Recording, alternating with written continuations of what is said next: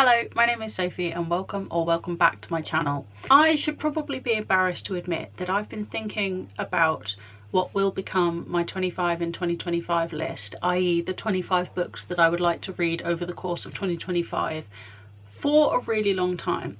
I have a spreadsheet which I've been banging on about for ages, where I keep track of lots of bookish related statistics but also bookish related ideas. So I believe it was last year, if not the year before, that I made a note that in 2026 I would like to do what I'm calling the alphabet year. So the 26 books that I pick to be on my 26 in 2026 list will cover one book for every letter of the alphabet. Those kinds of things. 2025 was a year that I hadn't got any particular ideas for. I was kind of assuming I would just make a list like I have in the last couple of years of books that I would like to read. But then I made these little foam books based on my 23 and 2023, and this pile in particular is the pile of books I didn't get around to.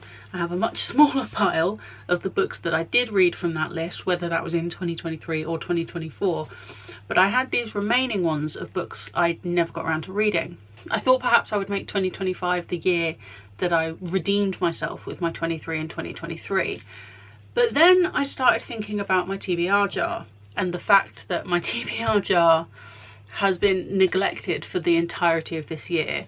I think the last time I used this jar was when I was making my 24 in 2024. How many times have I said years in this video? Oh my god. I had 4 gaps at the end of my 24 in 2024, so I thought I would use this to fill those gaps. And I haven't used it since, so obviously all the titles in this jar have mostly been unread. There's a few books in here that I have picked from my physical TBR that I've read outside of picking them out of this jar.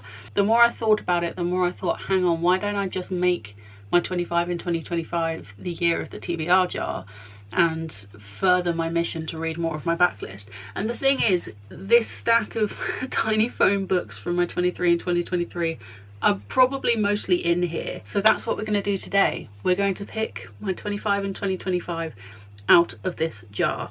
I have no doubt that we will end up picking some books that I've already read. That's what happened at the end of last year, but also I've got a few more ideas for jar related TBR things, especially in regards to my monthly TBR, so I'll mention those at the end. I'm looking at them over here and I'm a little bit overwhelmed, but I'm going to feel less overwhelmed by the end of this video, I promise. So let's get straight in. I'm going to lose track so many times. Where's my pen? I'm going to pick my pen with the little fluffy thing on the end to stir them round a bit, because there are literally hundreds of books in here.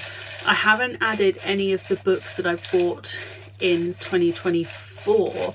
I believe this is all of my physical TBR from 2023 and before. So let's pick the first one. I'm going to go kind of towards the bottom. Have I got one? Yes, okay. This is a typed one, so it's probably a bit older. The Man Who Died Twice by Richard Osman. I've already read it. It's down there. I'm not going to get out every book I pull, because we would be here forever. But I listened to this as an audiobook. This is the second book in the Thursday Murder Club series, and yeah, I've listened to the entire series as an audiobook. There's 2 more books that have come out since this, but I suppose I can add this too. I do have a little jar for books that I've pulled out of my TBR jar that I have read, because I thought it would be quite nice to be able to fill this up as I go along. So at least I'm clearing out the titles that I have read from this jar. Pick number 1, take 2. Again, we're going to go kind of to the bottom, try and mix them up a bit as we go through. Oh, okay. After the Forest by Kel Woods. Okay, this is an Illumicrate book. Basically, with the titles in here, I've got some that were printed in black ink, some that are written by hand, and some that are printed in blue ink. And I think the blue ink ones are basically the last ones I added in 2023. So let's grab it. This is After the Forest by Kel Woods, but this was, I think, the second audiobook. No, oh my god, words. The second Illumicrate book I ever received, and I didn't get around to reading it when it was on my monthly TBR. And my Illumicrate backlist is something else that I've been considering making a part of my monthly TBR, so maybe I won't have to. I remember the box being really, really good. Like, the stuff that came in the box was incredible. I think it's something to do with Hansel and Gretel.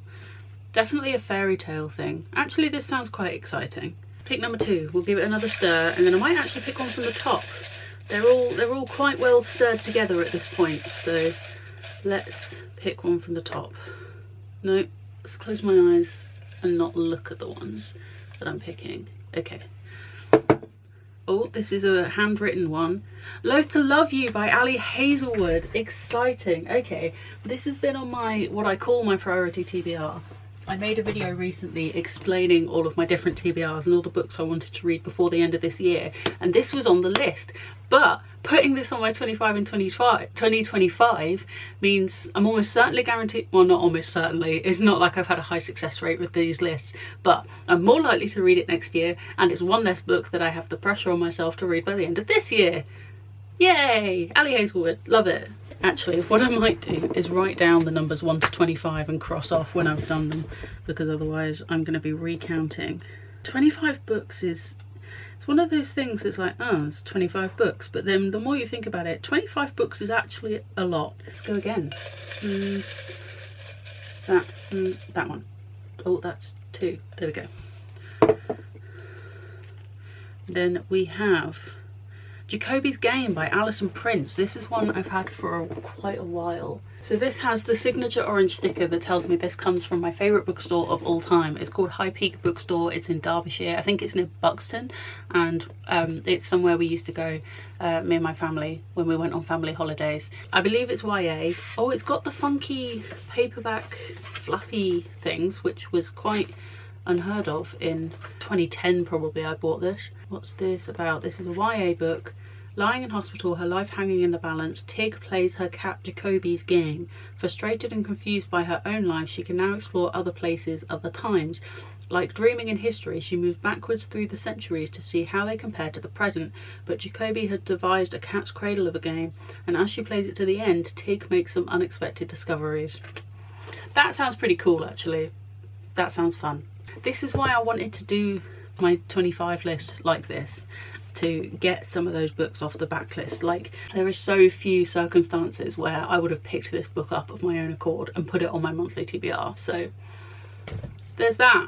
Well, without showing you, I've literally just picked a book off the top. So here we're going for number 4, the Shatter Me series by Tahiri Mafi. Okay, well, this is a fun little crossover because this was also on, oh, so was Loath to Love You, on my 23 and 2023. So we're kind of working on both. Yeah, I have a little foam book of the Shatter Me cover. Can you see it? Yeah, there we go. I also have Loath to Love You. So we're crossing off lots of lists here. Whilst this may lead to me reading the entire thing, we'll stick with book 1. The goal here is just to read book 1. I haven't read Shatter Me. I only picked up the series because it was for sale as a box set in the works for relatively cheap, and I saw it was popular on BookTok. I feel like this is a YA book that was popular after I was a teenager, so, or maybe it's one I just missed when I was a teenager. I don't know if I'm going to have the nostalgia for this that is the reason that most people like it, but I'm going to find out. So I'm going to read Shatter Me next year. There's that. Okay, fine. Then let's go back, let's give it another stir, as if it needs it at this point. I could probably just pick books off the top, but that's not very exciting. Forgot one. Then we have The Song of Achilles by Madeline Miller. How intéressant. The only edition of this book I have is this special edition one, because I bought the special edition of Circe after I read that. I will probably pick this up as an audiobook because I really enjoyed reading Circe as an audiobook, but this is just, it's too stunning. That's why I bought it even though I've not read it, because this is just beautiful. It's got a ribbon bookmark. The font is a decent size. It's got beautiful end papers. I mean, they are just shiny central, but they are gold. Let's just go with another one off the top. This one was calling to me. We have another typed one. The Cornish Village School Second Chances. Okay, this one has a story / an explanation. Where is it? So I picked up this book, The Cornish Village School by Kitty Wilson, in a 2 for £5 deal. I don't know how well you'll be able to see that, at a garden centre. And even though the word second is in the title, I did not recognise in any way, shape or form that this is the second book in a series. I'm gonna put it on the list, but maybe I'll treat myself to the first one so that I can read that to get the full context. I'm not going to go into reading this without reading book 1. We'll see. Technically that's 2 books, but I'm adding that one. Book number 7. Fancy digging around for this one. This feels good. Okay. Now we have The Perks of Being a Wallflower by Stephen Chbosky. Okay. This is a reread. I feel the need to declare. Perks of Being a Wallflower by Stephen Chbosky. This is a reread. I have read this. I read this at least twice when I was a teenager.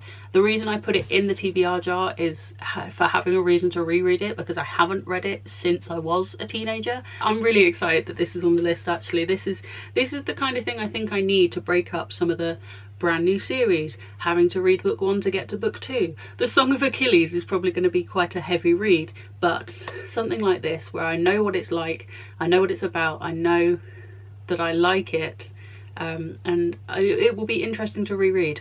So there we have The Perks of Being a Wallflower by Stephen Chbosky. Also, I love this cover.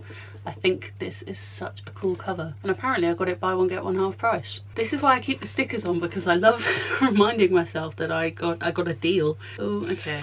Let's. Some of these are starting to unravel a little bit, so I want to make sure that I'm not picking one that I can read. Okay, we have a skinny one. The Hating Game by Sally Thorne. So here we have it, The Hating Game by Sally Thorne, another one of Book Talk's favourites. And again, I got it for £3 at the works. I know people hate stickers, but I love being reminded of a good deal. That's what I need. Yeah, this is what I needed from this list. Just needed a bit of variety. Book number 9.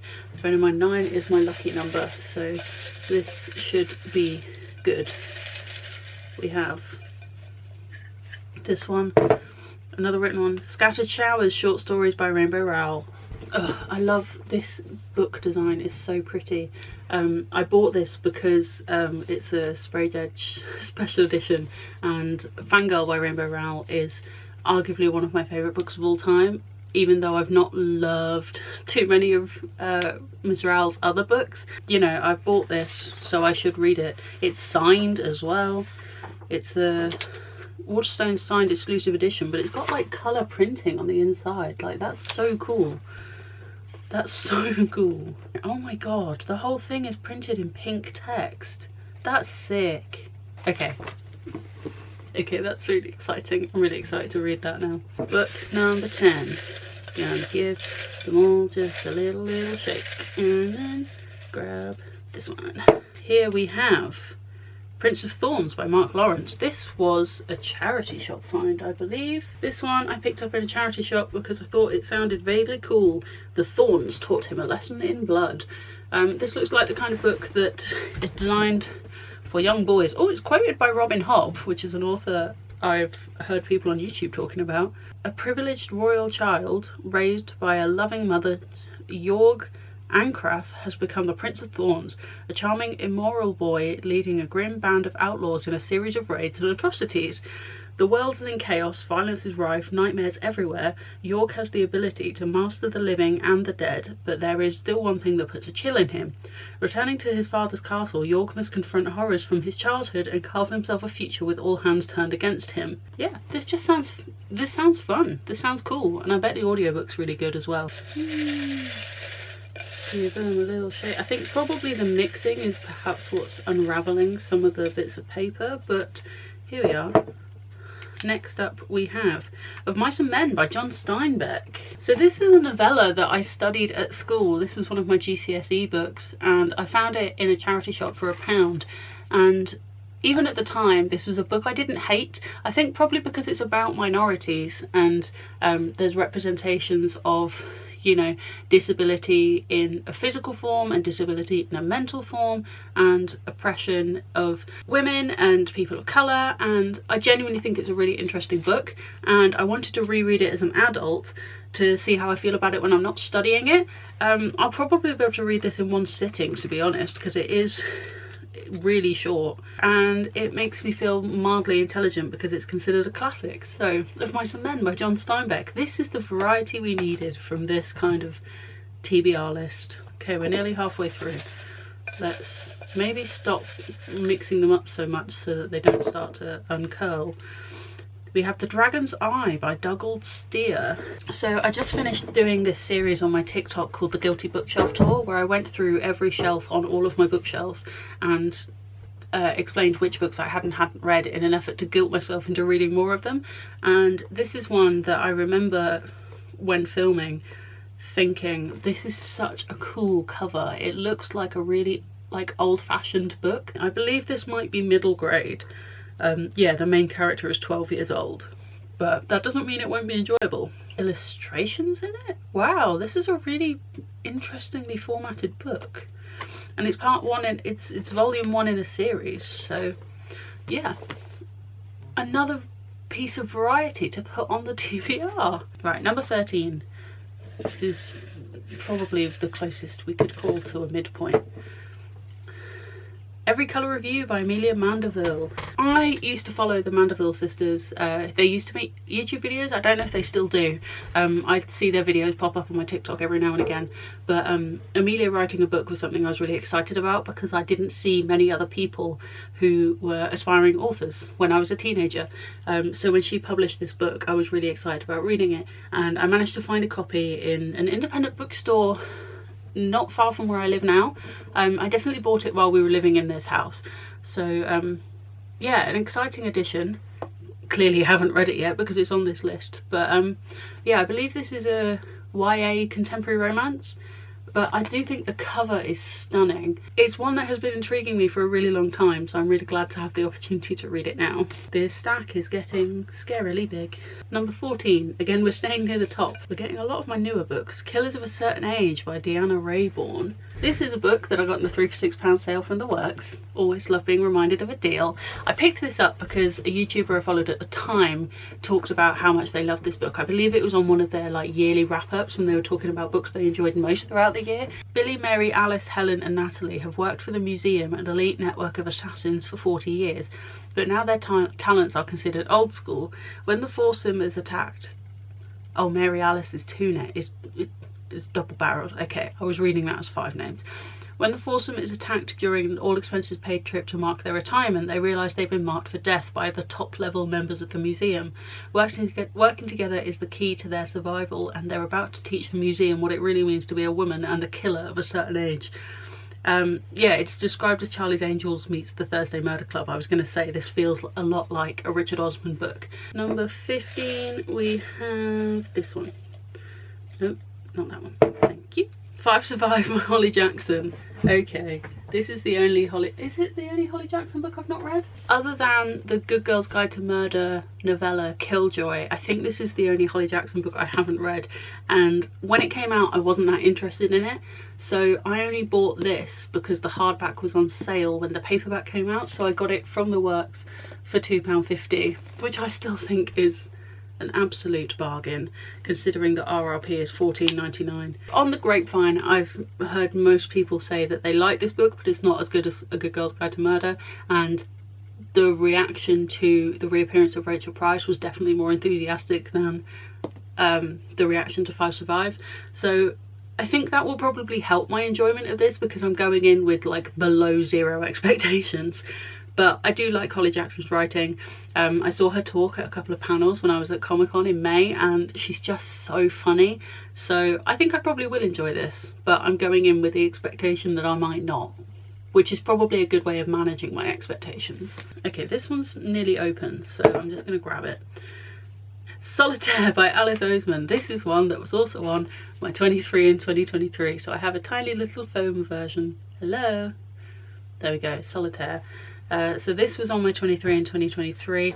I put a different Alice Oseman book, Radio Silence, on my 24 in 2024. and this is my genuine attempts to actually read some Alice Oseman books. Solitaire. We have the little one and the big one. This is the one that I believe is about Charlie from Heartstopper's sister Tori. Yeah, Tori Spring. So this is the book that came out before Heartstopper. This is the story that inspired Heartstopper as far as I'm aware.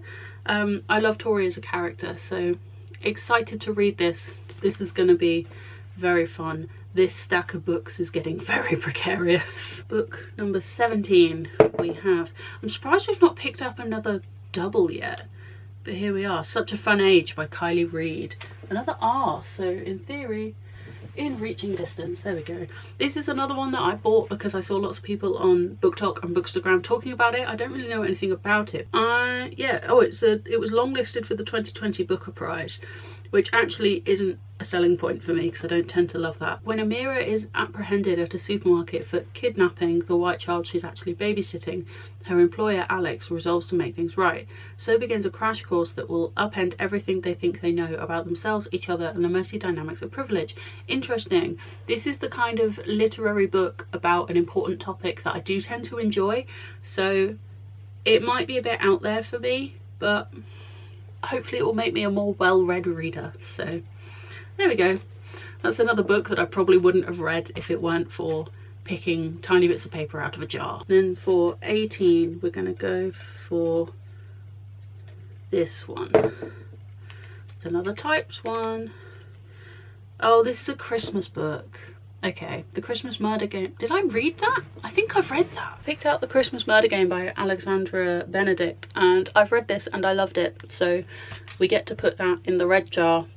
And also, I wouldn't have put a Christmas book. Would I have put a Christmas? I might have put a Christmas book on my 25 in 2025, but I don't think I would have. So at least that's out the jar now. To be fair, I was a bit worried that I wasn't going to get any more books that I've already read out of this jar. So give it a little shake and then pick that one. The X Talk by Rachel Lynn Solomon. This is another one I was really excited about. I think I got this at a charity shop as well, and also I'm impressed with the flop. It's got a really good flop, this one. It's a contemporary romance, enemies to lovers, that's based on a radio station, and as someone who has a journalism degree, I find radio fascinating, and I think the people in this book will probably also be journalism aligned people, and I tend to like reading about media in that way. It sounds really, really fun. I remember being so excited about this book when I bought it, but obviously then never got around to reading it. So again, the perfect opportunity to actually read it. How exciting.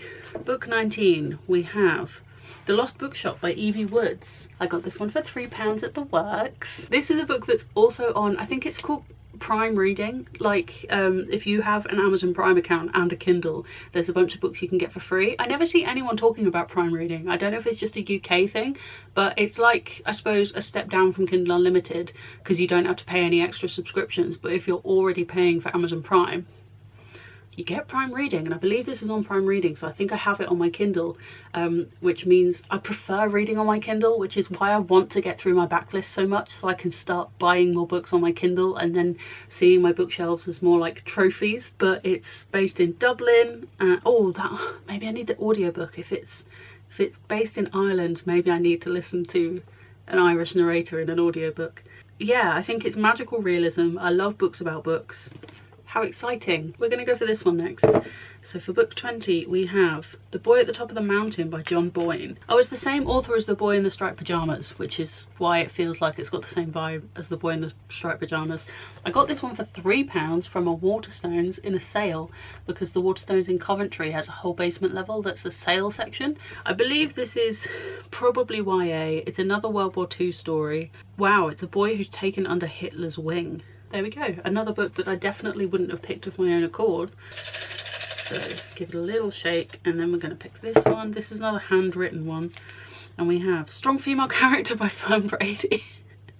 This is on my 24 in 2024. It's on my 10 before the end. I am absolutely going to be reading this before the end of 2023.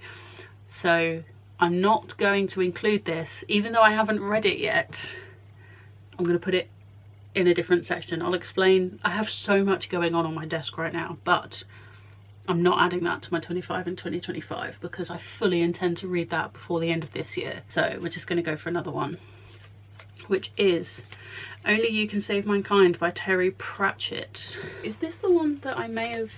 Yeah, this has a library sticker from my secondary school in it, but it also has the date of June 1995, so perhaps I got it when the school was getting rid of books. Either way, won't be showing you what secondary school I went to, but this is a tiny little book. I feel like I have read it, but similarly I think I'm getting it confused with something else. I don't think I've read a lot of Terry Pratchett. Interesting. This is less than 200 pages. I've not read a lot of Terry Pratchett, and I've clearly had this going on for a while, so I love my TBR jar. I love this list. I'm so excited about it.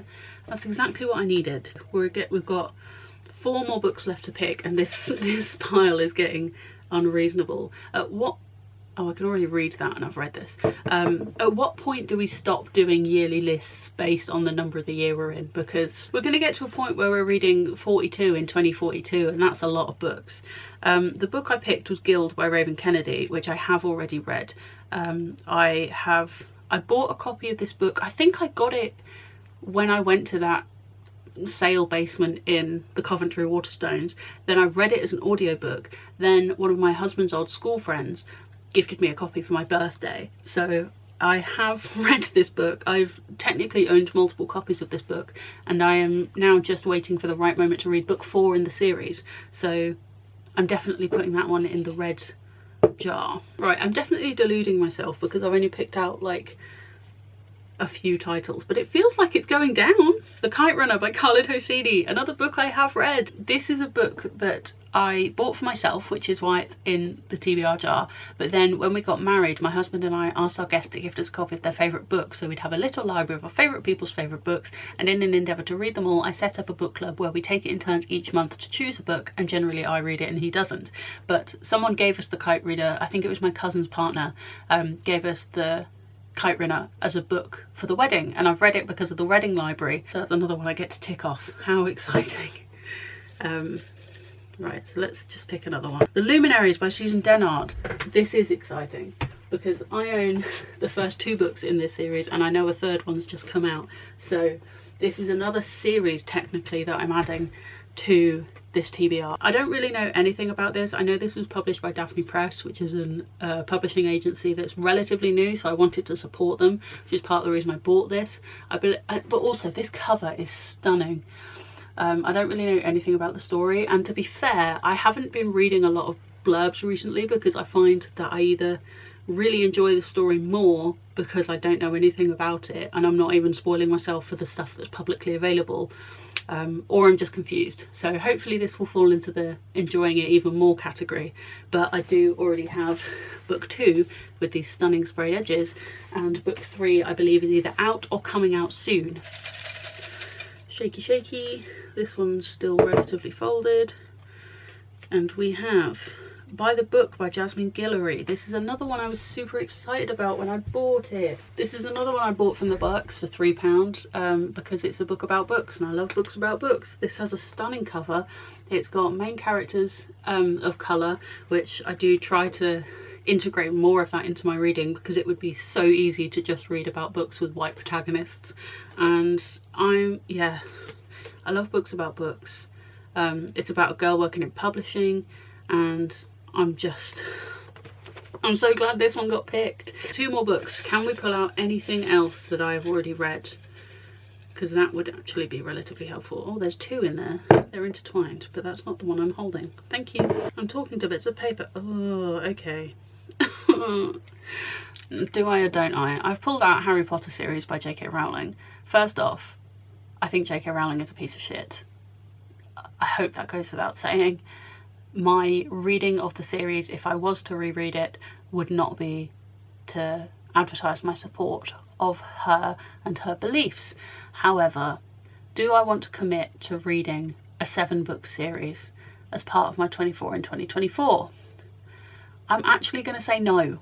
I think the thing with my TBR jar is that I always gave myself the caveat that if I didn't want to read the book I pulled out, I would just pull out another one, because I didn't want to feel like I had to read a book I don't want to read. And I think with Harry Potter, I might even just take it out the TBR jar completely, because if I am going to read Harry Potter, I want to be in the right mindset to fully enjoy it. So I'm going to take this out the jar. I'm not going to put it on the list, but I'm also not going to put it back in the jar. Book 24, take 2. And here we have, oh no, another really long series. Okay, this is another series reread. Okay, let's just get the first one. So when I was a teenager, I would argue that I was probably of middle grade age. I think this is arguably a middle grade series, but I read Maximum Ride by James Patterson. It's about a group of 6 kids who are 2% bird.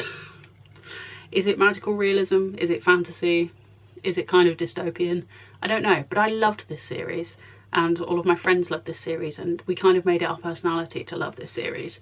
I own, I think, 6 of these books, and that's when it started to go a little bit off the rails. I don't know if it needed more than 6 books, but from what I understand, this now has like 14 books in the series. So what I might do is at least reread book 1. Then if I feel compelled to read the rest of the series, I can. And if I feel compelled to continue and update and buy the rest of the series, I can. But if I don't want to, I can also just keep the ones that I read and loved at school and pretend the rest doesn't exist. So we have a nostalgia reread. I am excited to reread this, I'll be honest. And now for the last book that's going to go on this list, and will probably make this pile of books fall over. Okay, we're going to go back down to the bottom for this one. This is what fate has decided. Why am I nervous? This is so silly. We have How Not to Travel the World by Lauren Juliff. I don't remember buying this book. I don't remember where this book came from, but it's something to do with travel. I had no life experience, 0 common sense, and had never eaten rice. That just seems weird. I suffered from debilitating anxiety, was battling an eating disorder, and had just had my heart broken. I hoped by leaving to travel the world I would be able to heal myself. Instead, Lauren's travels were full of bad luck and near-death experiences.